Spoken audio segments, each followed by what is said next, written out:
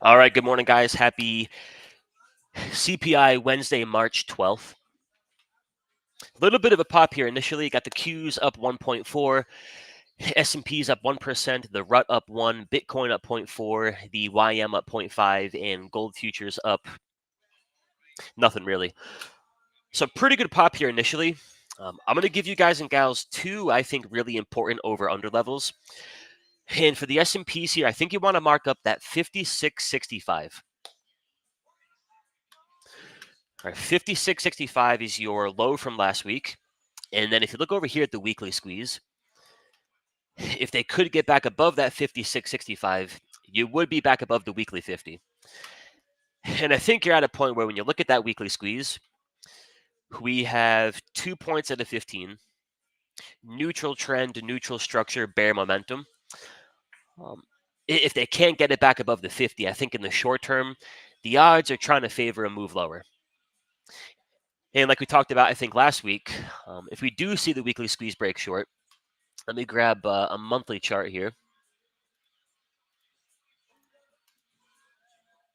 If they do break that weekly squeeze short, I think it pulls price back to that monthly 21 EMA. Which, if we get there and it remains the same, 15 points out of 15, bull trend, bull structure, bull momentum, it could make for a really good buying opportunity. If you look at a QQQ weekly, or a QQQ monthly rather, monthly 21 EMA around 450, that's another 20-ish QQQ points lower. In the context of a really bullish monthly chart, 15 points out of 15, you could look at the Amazon monthly, 15 points out of 15, the NVIDIA monthly, perfect score of 15, the Meta monthly, right? That'd have a perfect 15. So bigger picture, I think if we do go down a little bit more in the short term, it could be one of two things. Could either be A, we pull back to that monthly 21 and we just keep on pulling back. Then I think we're in a very different market. Or like a 15-minute, 30-minute hourly time frame, when you have the perfect score and price pulls back to the buy zone, initial thinking is usually trying to buy it. So to avoid that flush, at least in the short term here, they got to get it and keep it back above that 56.65.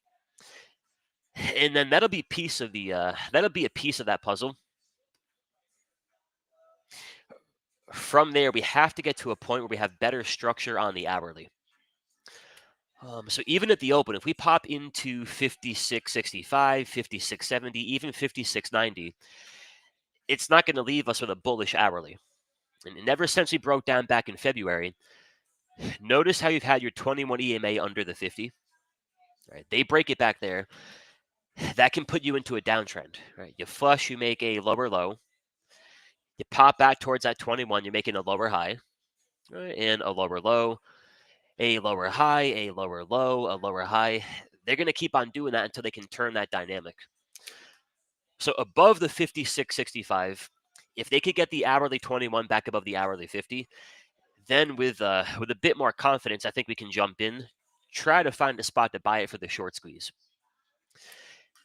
If they just pop it into 56.65 and they can't improve the structure,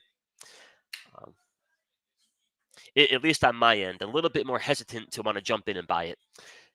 56.65 on the S&Ps, and then for the Q-tips, the almighty Q-tips, I would like to see it back above 485. For today, tomorrow to... What day is it? Wednesday? Yeah, for today, tomorrow, and Friday, watch that 480 level. And here's the thing, guys. At the open, it looks like we're going to pop into 480. 480 is your hourly 21 EMA. Right? Ever since you break back down here in February, 21 under the 50. They flush it, they pop it back to a 21, they reject it. Fresh low, pop it back to a 21, reject it, fresh low. And they're kind of doing that over and over and over again. So for the pop here at the open, could be a case of they gap it, they smooch the hourly 21, they can't get it through.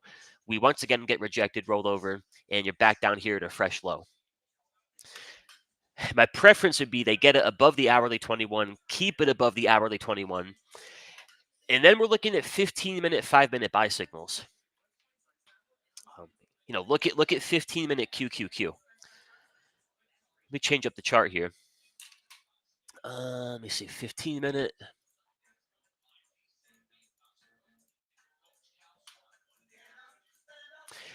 All right, if you look at it this way, we haven't even gotten a 15-minute buy signal since late February, before the breakdown.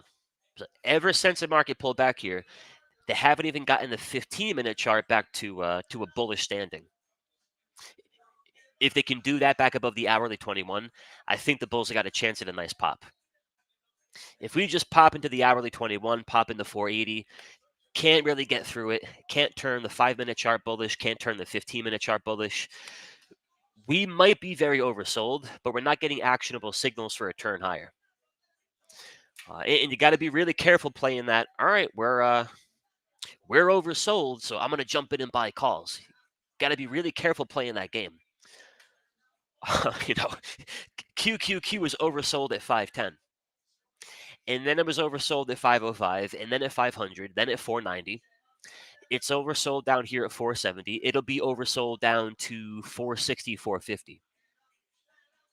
When you have an oversold market and then you get signs of a turn higher, Big 3 indicator prints a 5-minute buy signal, 15-minute, 30-minute, then you've got something to work with. Getting long because the market is oversold, not really a sustainable game plan. But that'll be the game plan today, guys. 56.65 SPX. They get it above that and keep it above that. We'll look for 5-minute buy triggers, 15-minute buy triggers. Try to jump in there, call for a short-term pop higher. That being the key word or keywords, short-term pop higher. I don't think you come in here and you're buying the May expiration QQQ calls and expecting a nice smooth ride. 56.65 S&Ps, 480-ish QQQ, and then for a few of the big dog names here.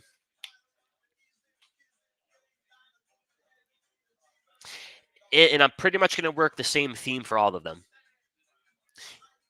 Get back above an important short-term level. Give me a 15-minute, 5-minute buy signal.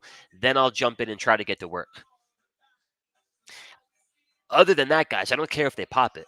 Right? If they pop it and they can't take back an important level, they pop it and they can't get 5-minute, 15-minute buy signals. Right? It's just it's a pop in the context of an hourly downtrend. You want to be really careful buying that pop. You want to be really careful buying that pop and that one, and pretty much every pop until they can turn the corner. 21 EMA back above the 50, lower time frame buy signals. Then NVIDIA could be due for a good rip. So the over-under for NVIDIA, I think you watch that 110. Get it and keep it above 110. Improve the hourly structure. The thing about a market like the one we're in, these are the kinds of markets where you might find your biggest bounces. NVIDIA tries to put in the short-term bottom. They could rip that right back to 120-ish, right? 120, 125, and they can probably do that pretty quickly. So watch that 110 there for the NVIDIA. And then Tesla. Little pop here into the open, gap it into 243. If y'all want a really straightforward rule of thumb, watch the hourly 21 EMA. Could be NVIDIA, could be Google, could be Tesla, S&Ps, all the above. Get above the hourly 21, hold above the hourly 21. Then pull up the Big 3 indicator, try to find a 5-minute, 15-minute buy signal. So if you look at the futures, actually, this is kind of the picture I'm looking for. NQ hourly. They're back above their 21. They're back above their 50. More importantly, they're trying to actually improve the structure. Right? Price going higher doesn't improve the chart structure. Notice here, guys, they're trying to pull their 21 EMA back above the 50. If they can succeed in doing that, at the very least, it can give the bulls a little bit of breathing room. The Bears might have hit a point of exhaustion. Right, that might be all she wrote in the short term. Bulls get a little breathing room, catch their breath, and then maybe try to rebuild. So 5 minute NQ. Can't believe my eyes here. We actually got some 5 minute buy signals. No, it's not an hourly buy signal, not a 4 hour buy signal, but we got to work from the ground up here. So 5 minute flips bullish. And then even the 15 minute NQ flips bullish, which we've only had a handful of 15 minute buy signals since the big drop. So little progress on the 5 minute, little progress on the 15 minute. And then the trade I think I'll look for in the room today, um, either buying the NQ or buying the QQQ on a dip above the hourly 21. All right, so here's your first pop that's trying to improve the structure. From here, if we can catch a little dip into 19,650, just a little pullback into that range. If the NQ can actually hold up and prove itself, I think you jump in and buy that dip. Not in a big rush to buy the first pop, especially with the cash QQQ. Yeah, the cash QQQ set to open right under the hourly 21. I think a good market if you're trying to call for the long. Not a great time to try to be the first guy or gal to do that. If anything, have the willingness to be a little bit late. But if you are late, you may be showing up with a little bit more edge. So that's the bulk of what I got for you guys this morning. I'm going to keep it mainly a QQQ S&P focus. For the most part, keeping it a day trade focus. And yeah, got a couple of key over/under levels. We'll watch our 5 minute signals. And like I mentioned, if they can finally try to get something going off the bottom, I don't think it fixes all the issues. I don't think I don't think you're taking QQQ back to an all-time high. But even a pop back into 490-ish. Never mind your 21 EMA. If they could even pop it back into -1 ATR, that's 15, 20 QQQ points. You could probably find a few spots to pull a nice paycheck out of that one. So that is that. Did want to show y'all a couple things here on the gold futures. So I found that I don't enjoy trading GLD. That might be more of a personal problem. But I don't mind trading the gold futures. So if we grab here's my spreadsheet. Where is my super suit? All right, so the rankings as of last night, the bulk of it not too pretty. But down here for the sectors, you have silver with 118 points out of 120, gold with 106 points out of 120, and then nothing you'd really want to write home about. So gold and silver not too shabby. And if you look at the 4 hour for the gold futures,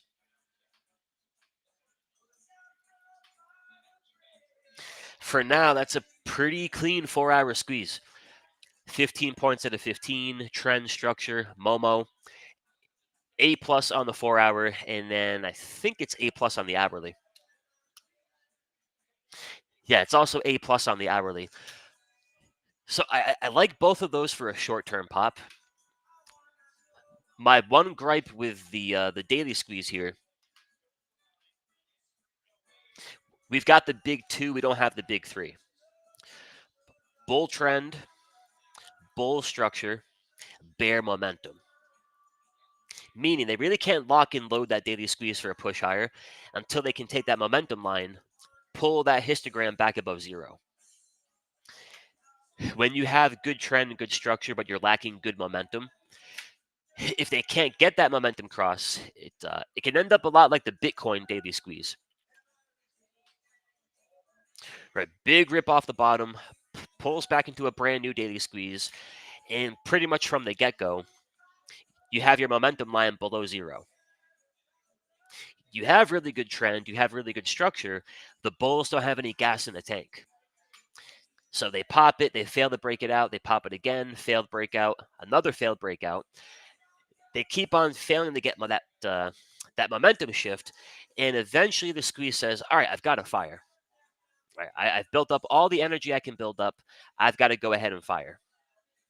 And if you can't get that momentum turn for a push higher, then I'm going to go ahead and fire short. All right, so down goes your Bitcoin futures. Another example is DocuSign. Big push, pull back into a squeeze, histogram below zero, and they try popping it, squeeze turns over and break short. The SMH weekly squeeze.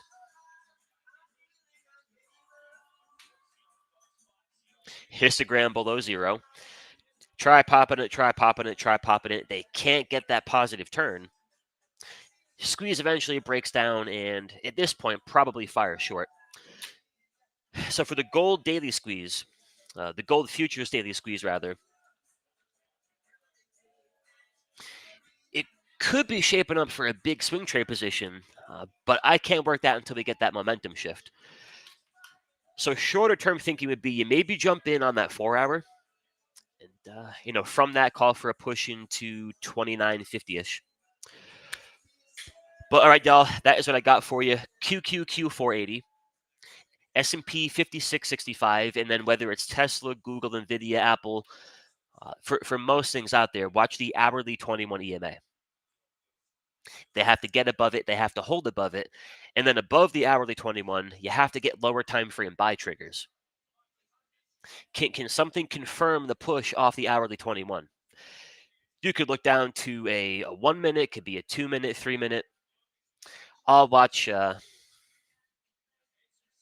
I'll watch all the above. 1 minute, 2 minute, 15.5. The more, the merrier. But all right, y'all. Any chart requests for me? Any questions you got? Drop them in the chat. And good to be back on Thinkorswim. If you're looking for a new trading computer, let me grab the link here. And I've got no affiliation with them, but I'm a fan of the product already. Falcon Trading Computers. Where is it? Yes, I just grabbed one of these. What did I do? I'm a base model guy, so I did the Falcon P32. But yeah, got it on Monday, I believe. I'm loving it so far. Super fast, quiet. And I've also noticed on Thinkorswim, my watch list columns are a lot faster as well, which I was hoping would be the case. So yeah, check them out if you're looking for a new computer. It's tradingcomputers.com. Tough to mess that name up. All right, let me get going through the chat here, see what y'all have got.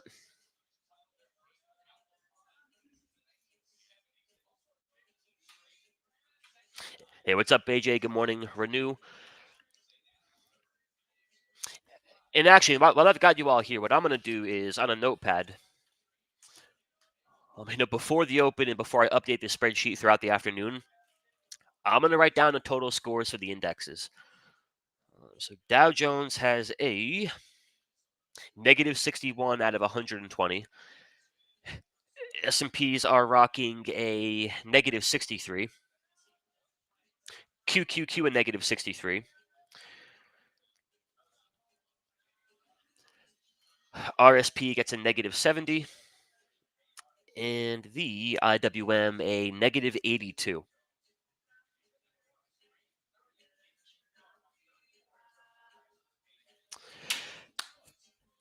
So for me to want to jump in and try to call for a dead cat bounce, a short squeeze, whatever we want to call it, I have to see signs of progress on the scores here.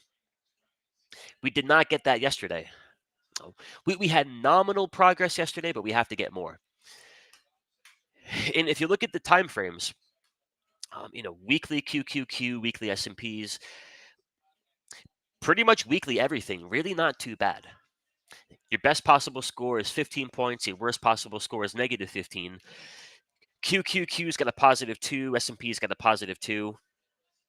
You look at your Big 10 names, Netflix, Broadcom.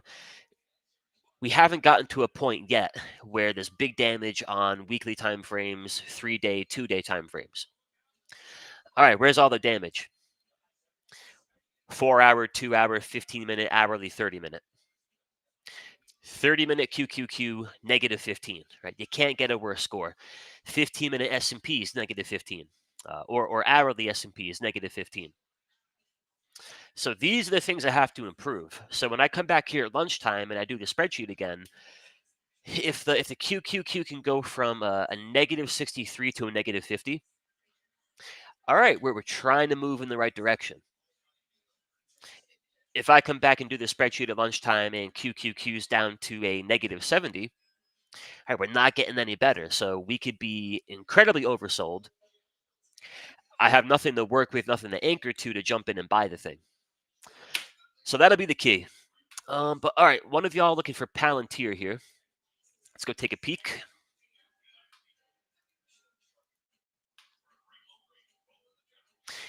And I do think right now, as a general statement, stocks for the most part should move with the indexes.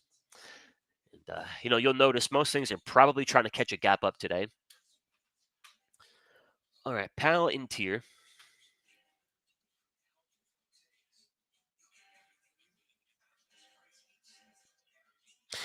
I would look for the same thing in Palantir that I'm looking for from the indexes.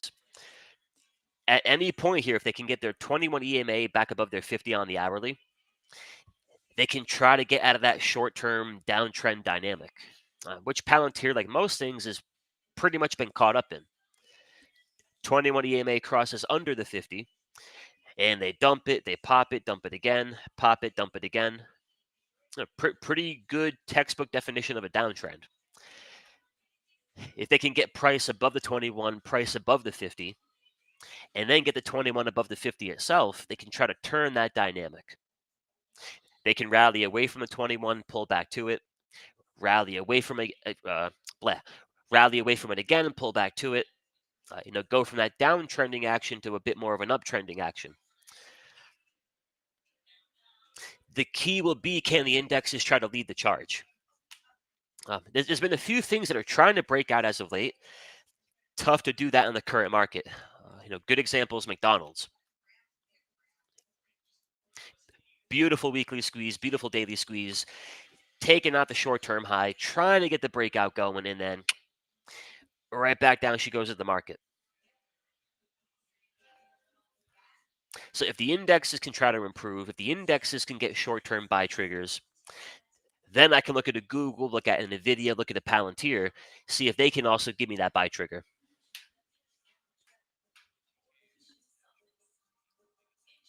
Yeah, Jamal, good question. So let's walk through that spreadsheet again, if I can find it. So here's what I'm doing with the spreadsheet. You'll notice on my charts, we got that label that says Big 3 score. All right, so that's my checklist for trend criteria, structure criteria, and momentum criteria. The strongest possible score is 15 points. And then, of course, the weakest possible score would be negative 15. So what I'm doing on the spreadsheet there is I'm taking that score from 8 different time frames, right? The weekly, the 3-day, the 2-day, daily, 4-hour, 2-hour, 1-hour, 30-minute. I'm taking the scores from each of those time frames, adding them together, and then getting what I call a total score. So for the bulls, best case scenario would be that the weekly chart all the way down to the 30-minute, they all have a perfect score of 15. 15 times 8 would give you a perfect total score of 120. If every time frame was as bearish as possible, negative 15 across the board, then the best possible score for the bears would be a negative 120. So I'm taking the total scores for the indexes, my Big 10 watch list of sectors, trying to get a sense of collectively, are we bullish? Are we bearish? Are we neutral? Who's trying to lead the way higher? Who's trying to lead the way lower? All those kinds of beautiful things. So then what I do over here is put all that into a percentage number. So for example, if every index had a perfect score of 120, if we combine that, that'd make for 600 points. So collectively, Dow Jones, S&P, QQQ, etc., at their strongest together, they're going to have 600 points.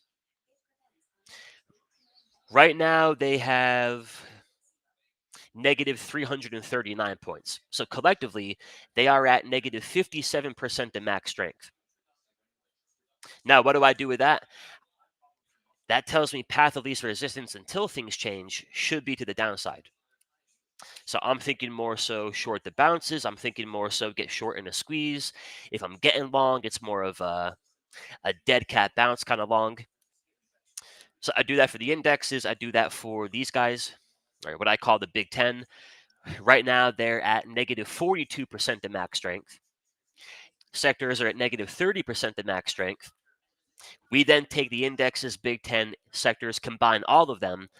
Collectively, we're at negative 37% of max strength. If we think back to a November, December of last year, right, everything was bullish. Apple breaking out, Nvidia breaking out, Netflix, Amazon breaking out. Leaning into that really good November, December, we would have had a much different looking spreadsheet. Indexes would have been, really strong, 60, 70, 80% of max strength. Big Ten was really strong. It painted a much different picture.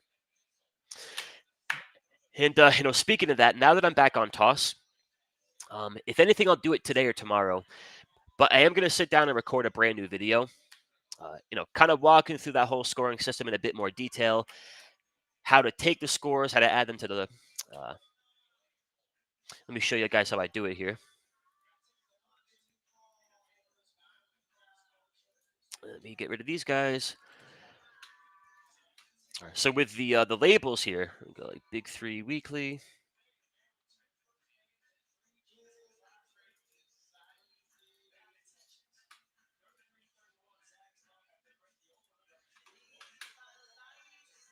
So I'm taking those scores from Thinkorswim off these watch list columns.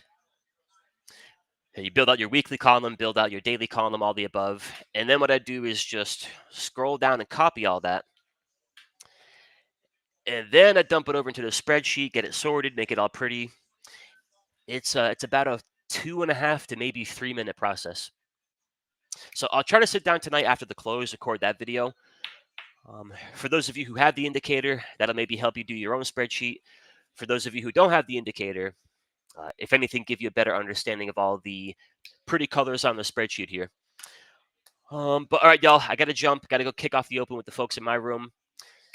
So one last reminder, QQQ 480. I think a really big over-under level. And for most things, that'll be a big over-under. Looking like a good pop here into the open. If that pop cannot get and keep price above the hourly 21, then nothing about the short-term dynamic has changed. Right? QQQ, Nvidia, Amazon, S&Ps, Tesla, all the above, they're caught in hourly downtrends. We could be 2% below the daily 21. We could be 200% below the daily 21. We're not going to get that oversold short squeeze bounce until we actually get the signals. But as always, folks, I appreciate y'all kicking off the morning with me. Hope you found it helpful. For those of you in my room, I'm going to go heat up the coffee, and I'll catch you in about 4